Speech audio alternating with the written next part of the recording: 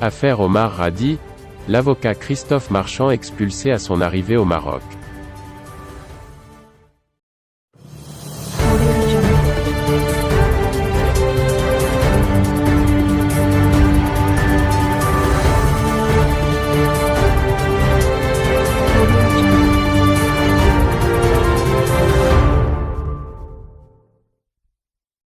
Arrivé lundi soir à l'aéroport de Casablanca, l'avocat international Christophe Marchand a été expulsé du Maroc à bord d'un avion, ce mardi dans la mi-journée.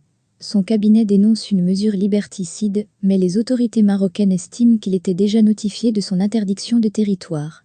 Arrivé à lundi soir depuis Bruxelles, l'avocat international belge Christophe Marchand a été arrêté et placé en zone de transit à l'aéroport Mohamed V de Casablanca, en attente de son expulsion qui a eu lieu dans la mi-journée, ce mardi.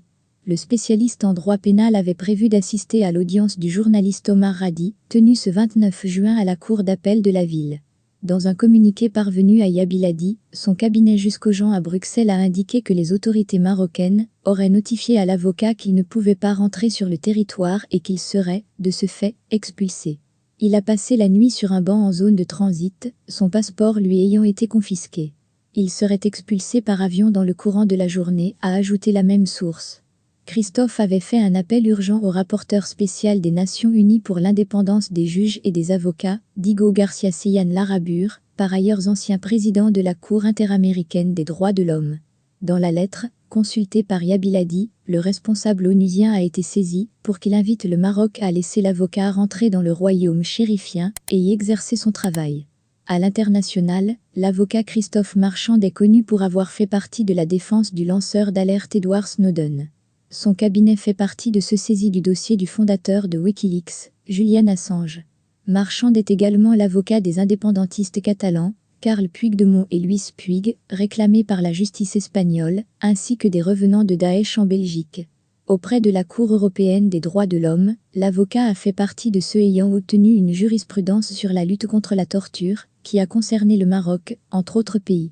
Après un rejet de l'appel, l'arrêté a établi l'impossibilité pour la justice européenne d'utiliser comme preuve, dans un procès pénal, des informations que l'on pense être obtenues sous la torture dans un État tiers à l'Europe.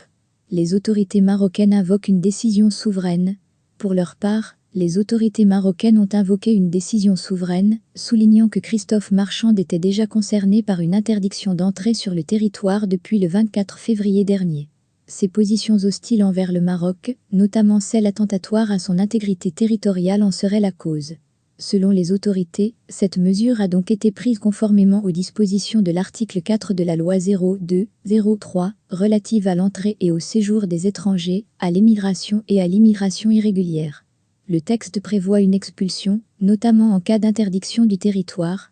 Dans un communiqué publié plus tard dans la journée, la délégation interministérielle aux droits de l'homme a indiqué que l'autorisation accordée aux observateurs étrangers pour accéder au territoire national et suivre un procès en cours s'inscrivait dans le cadre des garanties d'une observation impartiale et indépendante.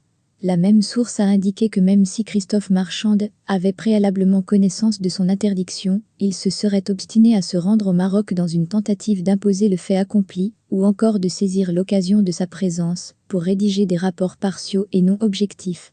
Selon des informations recueillies par Yabiladi, Marchand aurait été accompagné d'avocats qui ont été autorisés à accéder au territoire.